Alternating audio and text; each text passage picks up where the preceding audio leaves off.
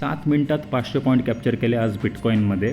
आज असाच बसलो होतो, सेकंड शिफ्टला होतो, ब्रेक टायमाला असंच बसलो होतो. तर मला एक असं, मी केव्हा डेल्टा एक्सचेंज खोलत नाही, पण आज मी असाच मोबाईलवर डेल्टा एक्सचेंज ओपन केलं तर मला एक चांगली ऑपॉर्च्युनिटी दिसली, एक चांगला पॅटर्न दिसला, चांगलं प्राईज ॲक्शन दिसलं. तर मी काय केलं, जसा तो प्राईज ॲक्शन बघितलं, जसं ती कॅन्डल फॉर्म झाली, जशी खालची कॅन्डल 15 मिनिटाची, मी लगेच ऑर्डर एक्झिक्यूट करायला गेलो, पण ऑर्डर स्किप लगेच मार्केटवरती केला आणि मी लगेच काय केला, लिमिट ऑर्डर प्लेस केली 18,300ला, 1,18,300ला. आणि जसा मार्केट खाली आला तर आपली ऑर्डर एक्झिक्यूट झाली.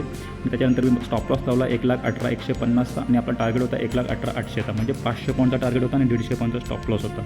म्हणजे तुम्ही रेशिओ बघा, 1:3चा रेशिओ आहे. आणि यात कसं आहे माहिती आहे, हा आता इन्स्ट्रुमेंट आपण जो ट्रेड करतो आहे ना बिटकॉईन, आता हा माझा इंस्टाग्रामवर पहिला व्हिडिओ आहे, पण मी यूट्यूबवर नेहमी लाईव्ह येतो.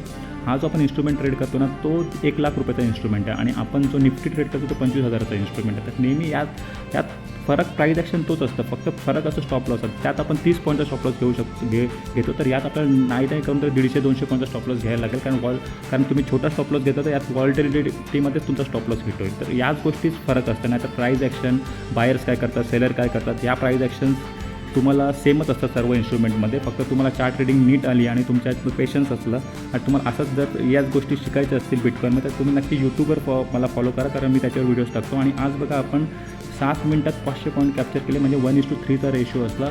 तुम्ही क्वांटिटी नका बघू, क्वांटिटी आपण नंतर ट्रेड करू, तरी $2 तुम्हाला प्रॉफिट दिसतोय. धन्यवाद.